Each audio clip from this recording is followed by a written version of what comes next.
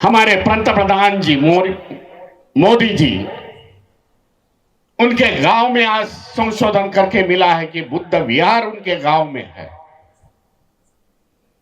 जो उनका उत्खनन नहीं हो रहा है। जो जो बाबा साहब ने संगठन निर्माण किए हुए हैं, धार्मिक संगठन, राजनीति का संगठन, शैक्षणिक संगठन, सामाजिक संगठन, सभी संगठन आने वाले समय में हमें चलाने पड़ेंगे। बाबा साहब ने हमारे लिए संघर्ष किया, आज हमें भी संघर्ष करना पड़ेगा आने वाले हमारे पीढ़ी के लिए। आने वाले 5 और 6 को दिल्ली में जंतर मंतर पर धरना आंदोलन है। उसके बाद मीटिंग होगी, देश के सभी लोग आ जाएंगे जो इंटेलेक्चुअल है, धार्मिक संस्था सिंसियर से चलाते हैं। लेटर हेड के मैंने काफी संस्था देखे इस देश में,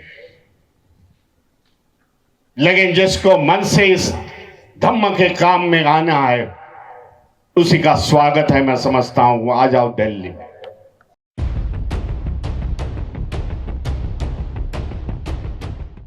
मां करुणी तथागत भगवान गौतम बुद्ध, विश्व रत्न बोधिसत्व संविधानकार डॉक्टर बाबा साहेब अम्बेडकर, बहुजनों के सभी महापुरुषों को विनम्र अभिवादन करता हूं। धम्म मंच पर असीन पूज्य बंदे जी को वंदन करता हूं। सभी सम्मानीय मंच, हरीश भाई जी रावलिया जो बुद्धिस्ट सोसाइटी के चेयरमैन हैं, राजेंद्र पाल गौतम जी, प्रोफेसर सोनाग्रा जी, अभिनंदन करता हूं। बढ़िया उद्योग, अच्छा सा मार्गदर्शन किया। मैं अभिनंदन करता हूं धीरू भाई जी का, जिन्होंने इतना बड़ा मैदान, ये व्यासपीठ, जो मानवता पर उनका ट्रस्ट चल रहा है, मानवता ही उनका ट्रस्ट का नाम है, जो हमारे से नजदीक गिरता है, बौद्धों से नजदीक गिरता है। मैं उनको भी बधाई देना चाहता हूं। एक अच्छा सा इस राजकोट में प्रयास किया। आपको भी धन्यवाद देता हूं कि काफी समय से यहां उद्बोधक सुन रहे हैं। जो आज का सब्जेक्ट था, क्योंकि तीनों जन को एक ही सब्जेक्ट दिए लाए, उस पर अभी ज्यादा बात करने की मैं समझता हूं कोई जरूरत नहीं है। लेकिन एक ही कहना चाहता हूं, जब मेरे को भंते जी के फोन आ गए, भीमराव जी राजकोट जाओगे कि नागपुर जाओगे, अब दोनों भंते जी को समझाया। अभी यह लड़ाई कोर्ट की हुई है, कायदे की लड़ाई चल रही है, आंदोलन चलते रहा। उसका पहले अगला स्टेप ये न्याय की लड़ाई है, उस पर ध्यान देना हमें बहुत जरूरत है। मैं समझता हूं जो भी कुछ चंदा बिंदा जमा होगा वो संभाल के रखो। सुप्रीम कोर्ट में बड़े बड़े वकीलों को हमें खड़ा करना पड़ेगा, क्योंकि पूरी व्यवस्था हमारे विरुद्ध में। यह आखिरी लड़ाई है, मैं समझता हूं, कोर्ट की। ना सरकार तुम्हारे साथ है, केंद्र वाली सरकार, राज्य वाली सरकार, ना यहां की व्यवस्था तुम्हारे साथ है। इसके लिए ये लाइटली मत ले लो। अच्छे अच्छे वकील हमें देने पड़ेंगे। मैं अभी राजेंद्र पाल गौतम जी से बात कर रहा था, तब उनको बताया, जब वक्फ बोर्ड का जब केस सुप्रीम कोर्ट में आ गया, 26-27 पिटीशन वहां फाइल हो गए, वक्फ बोर्ड के लिए फाइल हो गए, सरकार के विरुद्ध में हो गए। उस प्रकार की राजनीति यहां, उस प्रकार की नीति हमें अपनानी पड़ेगी। मुझे जानकारी दी, आने वाले 5 और 6 को दिल्ली में जंतर मंतर पर धरना आंदोलन है। उसके बाद मीटिंग होगी, देश के सभी लोग आ जाएंगे जो इंटेलेक्चुअल है, धार्मिक संस्था सिंसियर से चलाते हैं। लेटर हेड के मैंने काफी संस्था देखे इस देश में, लेकिन जिसको मन से इस धम्म के काम में आना है उसी का स्वागत है। मैं समझता हूं, आ जाओ दिल्ली में, बैठ के एक नीति बनाएंगे, आने वाले प्लान बनाएंगे और कोर्ट की लड़ाई जीतेंगे। ये फैसला करनी पड़ेगी हम लोग को, पॉजिटिव सोच लानी पड़ेगी। भाई लड़ना है तो जीना पड़ेगा, जीतना पड़ेगा। इस प्रकार का नीतियां हमें आगे आने वाले समय में हमने लेनी पड़ेगी। यह संघर्ष है। बाबा साहब ने कहा, एक बाजू में ब्राह्मण जान, दूसरे बाजू में बौद्ध धम्म का संघर्ष उस सालों में भगवान गौतम बुद्ध से वो चला हुआ है, और वो संघर्ष हमें आज भी इस देश में चल रहा है। बाबा साहब ने देश में अपनी जीवनी की आखिरी क्रांति की। आखिरी क्रांति बौद्ध धम्म की क्रांति की। रिवाइवल ऑफ बुद्धिज्म इस देश में बाबा साहब ने किया 14 अक्टूबर 1956 में, और वहां से बौद्ध धम्म आगे निकल गया।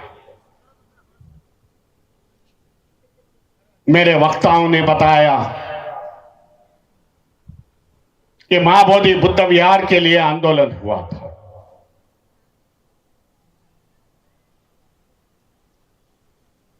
लेकिन उस समय भारत में बौद्धों की संख्या नहीं थी। लेकिन आज माहौल बदल गया। बताना चाहता हूं बाबा साहब के पहले की दिन, जब ब्रिटिश राज में, ब्रिटिश तो निकल के गए थे 1951 में, जब बौद्धों की जनगणना होगी, देश की जनगणना हो गई, बौद्धों की संख्या 2600 थी, जो बंबई के गैजेट में मुझे मिली। कोई मन की बात नहीं बोल रहा। सब जानते हैं कि बाबा साहब ने भारतीय बौद्ध महासभा, बुद्धिस्ट सोसाइटी ऑफ इंडिया, ये तो फॉर कन्वीनियंस से हम लोग ने वो भारतीय बौद्ध महासभा किया है। ओरिजिनल बाबा साहब का तो बुद्धिस्ट सोसाइटी ऑफ इंडिया है। उसकी निर्मित, उसके बैनर के नीचे ये धम्म क्रांति की। 1961 में फिर से जनगणना हो गई, क्या सेंसस बोल सकते हो। महाराष्ट्र में 27 लाख लोगों ने अपना धर्म बौद्ध धर्म लिखाया। यह हमारी उपलब्धि है बुद्धिस्ट सोसाइटी ऑफ इंडिया की। उस समय के हमारे पिताजी यशवंतराव भीमराव अंबेडकर, जिसको भैया साहब अंबेडकर बोलते थे, he is the second president of the Buddhist society of India. Republican party के लीडर्स थे, उन लोगों ने साथ साथ एक बाजू में धम्म क्रांति, एक बाजू में राजनीति की क्रांति की, और देश भर में बुद्धिज्म का मार्ग, बुद्धिज्म के धर्मांतर के माध्यम से लोगों को बताया, तुम आज शेड्यूल कास्ट नहीं हो, तुम अछूत नहीं, तुम बौद्ध बन गए।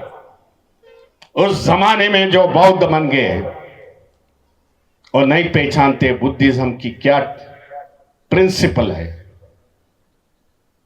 बुद्धा को कैसे फॉलो कर सकते हैं। लेकिन एक अभिमान था उनमें कि हम लोग अभी अछूत नहीं रह गए, हम लोग बौद्धिस्ट बन गए। यह संदेश देने के लिए उन लोगों ने यशस्वी हो गए। भारतीय बौद्ध महासभा के सभी पदाधिकारी, रिपब्लिकन पार्टी के नेता। 1960 का इतिहास बुद्धिस्ट सोसाइटी ऑफ इंडिया का निकालता हूं, तब सुबह के समय में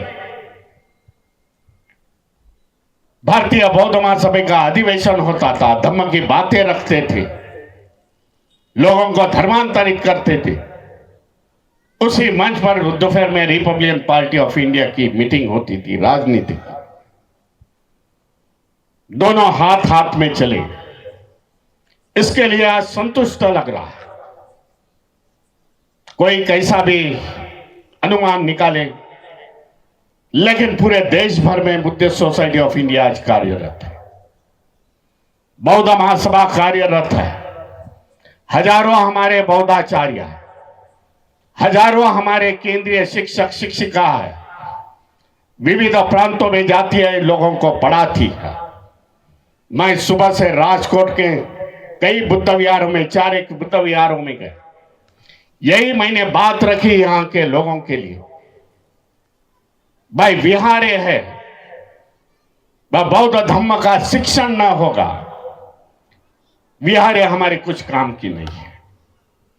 विहारे तुम्हारी बड़ी अच्छी डेकोरेटिव है भाई, यहां की राजकोट की।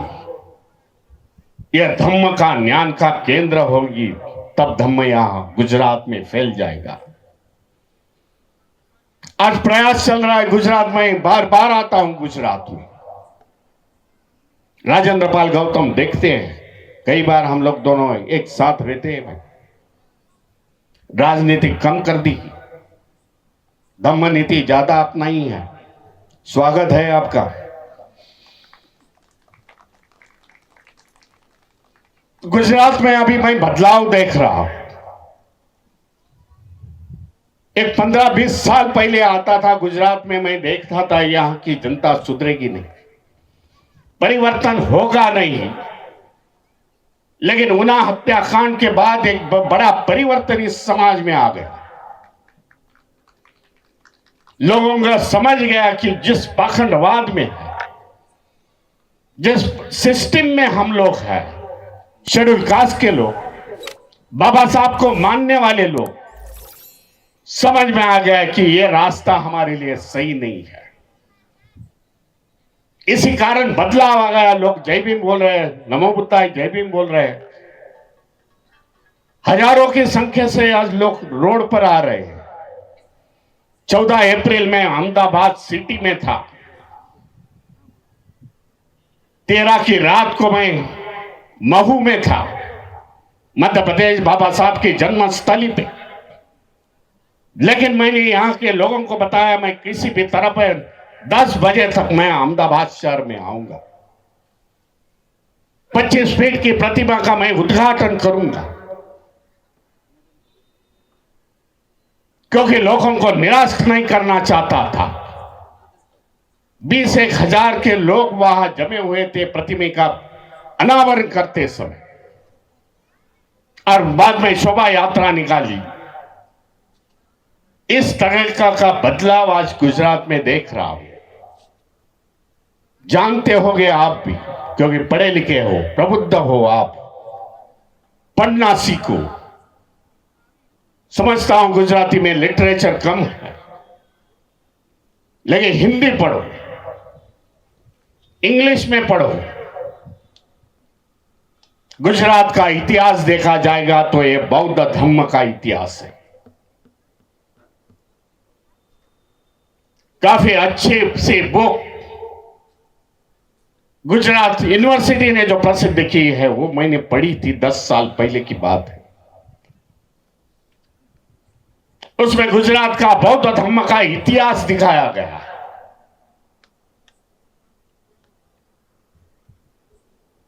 सम्राट अशोक मौर्य जी के उस जमाने में यहां यूनिवर्सिटी थी, वैभवी यूनिवर्सिटी थी। हमारे पंतप्रधान जी मोदी जी, उनके गांव में आज संशोधन करके मिला है कि बुद्ध विहार उनके गांव में है, जो उनका उत्खनन नहीं हो रहा है। सम्राट अशोक के शिलालेख है। पिछली बार मैं जूनागढ़ में आया था, तब वो शिलालेख देखने के लिए मैं एक दिन रुका यहां, क्योंकि हमारी बौद्धों की धरोहर है, हमारे पुरखों ने बनाई हुई है। जिस समय दुनिया में अंधकार था, एजुकेशन का मैं बोल रहा हूं, अंधकार शिक्षण का, एजुकेशन, उस समय 13 यूनिवर्सिटीज देश में थी, भारत में थी, और बौद्धों का समय था, बौद्ध राजों का समय था, देश का स्वर्ण युग था। हम लोग ने भी 1200 साल इस देश पर राज्य किया है, जो बौद्ध राज्य थे। इतिहास बताते नहीं, कोई इतिहासकार बताता नहीं, कोई इतिहास स्कूलों में पढ़ाता नहीं, क्योंकि जानते हैं सच्चा इतिहास आ जाएगा, लोग बौद्ध धर्म की ओर निकल जाएंगे। यह डर है इन लोग को, यह व्यवस्था को, यहां के राज्यकर्ताओं को। लेकिन माहौल चेंज हो रहा है, जो मुझे लगता है कि देश के कोने कोने में मैं जाता हूं, आज यहां हूं, कल मैं हथरस में हूं, मेरठ में हूं, माहौल चेंज हो रहा है। मैं अभी मध्य प्रदेश के भोपाल में गया था, जहां कुशवाहा समाज और भारतीय बौद्ध महासभा ने इस प्रकार का धम्म का आयोजन किया था, परिषद का आयोजन किया था। मैंने पदाधिकारियों को बता दिया कि सब कुशवाहा लोगों को बिठा दो मंच पर, पदाधिकारी लोग भी नीचे बैठेंगे। इस प्रकार का माहौल आ रहा है। बुद्धिस्ट सोसाइटी ऑफ इंडिया के कई पदाधिकारी आज मौर्य समाज के हैं, कुशवाहा समाज के हैं। इसी कारण इस समय की 5 अप्रैल की सम्राट अशोक जयंती मैंने ऐलान कर दिया महाराष्ट्र में और पूरे देश भर में कि सम्राट अशोक मौर्य करके लिखो और जयंती बड़ी धूमधाम से बना। जिस प्रकार के बाबा साहब की जयंती करते हो, भगवान गौतम बुद्ध की जयंती करते हो, उस प्रकार के सम्राट अशोक मौर्य जी की जयंती होनी चाहिए। दुनिया में उनका इतना सम्राट कोई हुआ नहीं, जिन्होंने अपने तलवारी के बाद, तलवारी के साथ में तलवार छोड़ने के बाद अपने करुणा के पूरा दुनिया को जीत लिया। इस प्रकार का सम्राट दुनिया में आज तक कोई पैदा नहीं हुआ। ये उनके राज्यों की सीमा आज के भारत से 3 गुना बड़ी थी। ये हमारा बौद्धों का इतिहास है, हमें जानना पड़ेगा, लोगों को बताना पड़ेगा। 1 साल पहले मैं सूरत में था, सूरत में बौद्ध महासभा का सम्मेलन चल रहा था। कोली समाज के लोग मेरे पास आ गए, बोलो बैठ जाओ मंच पर। उन्होंने बोला भीमराव जी एक पुस्तिका देना चाहता हूं। देखी तो पुस्तिका तो छोटी थी, 50 पेज की पुस्तिका थी, लेकिन प्रयास किया था। बोलो क्या है? गुजराती में है, गुजराती आवड़े से।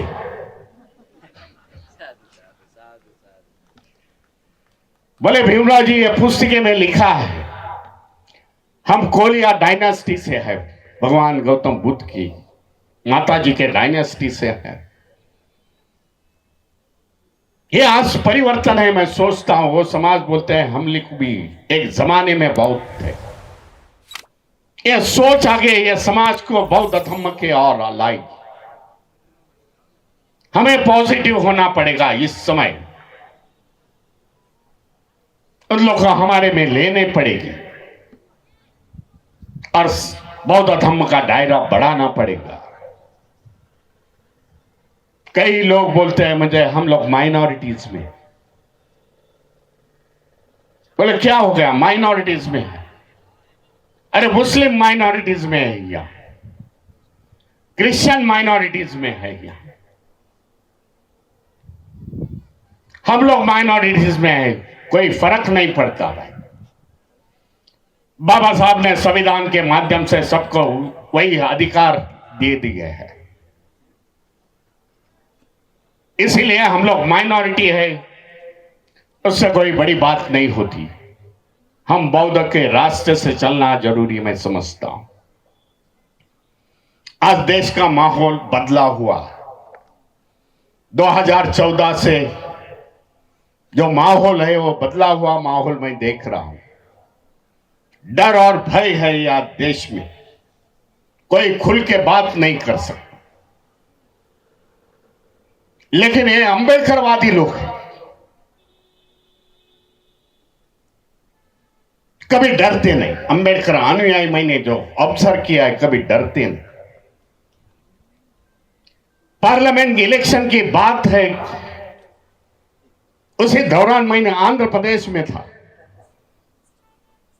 और आंध्र प्रदेश में माला समाज का अधिवेशन चल रहा था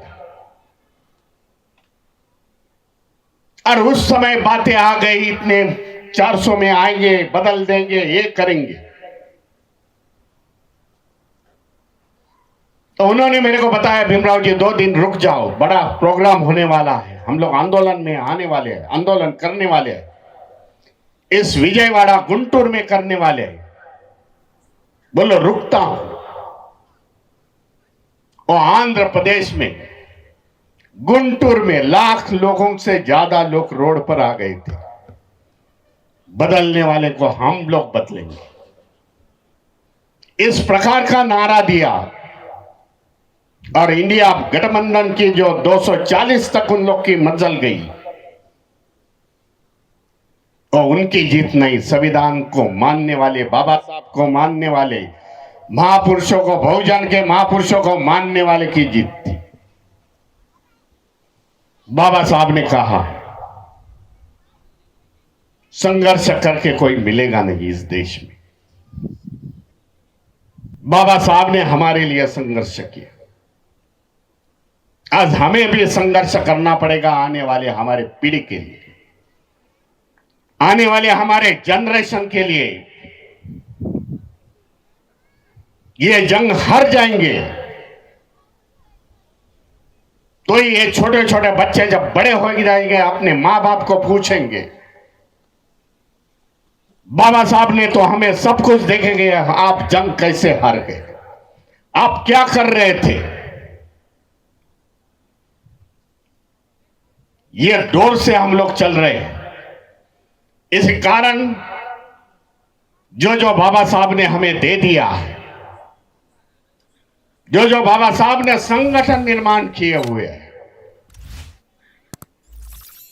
धार्मिक संगठन, राजनीति का संगठन, शैक्षणिक संगठन, सामाजिक संगठन, सभी संगठन आने वाले समय में हमें चलाने पड़ेंगे, क्योंकि वही संगठन आपको न्याय दे सकता है, क्योंकि वो बाबा साहब से जुड़ा हुआ है, विचारों से जुड़ा हुआ है।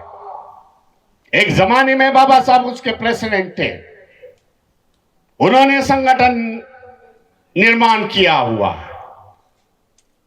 हमें तो खाली ये संगठन चलाना है जो बाबा साहब ने दिया हुआ संगठन है। बाबा साहब ने सभी धोखे हमारे को बताए थे।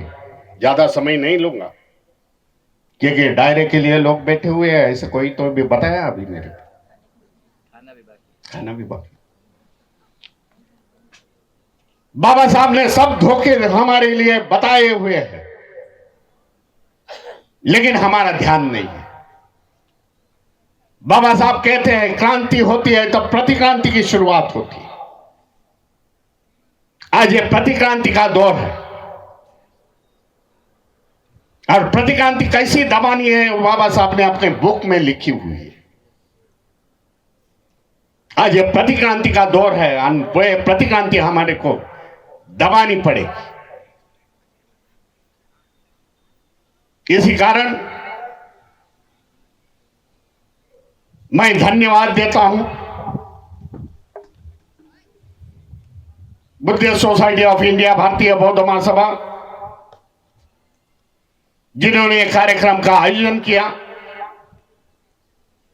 धीरूभाई जी को जिन्होंने सभी सुविधा यहां उपलब्ध कर दी, मानवता का विचार लेके आप समाज में चल रही है। विकलांग बच्चे के लिए स्कूल है, यहां रहने की व्यवस्था है।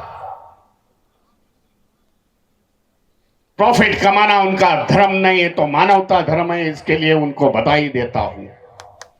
आप सभी को बधाई देना चाहता हूं। काफी समय से, बड़े समय से आप हमारा वार्तालाप सुन रहे हैं। मैं मेरे वाणी को विराम देता हूं। नमो बुद्धाय, जय भीम, जय संविधान।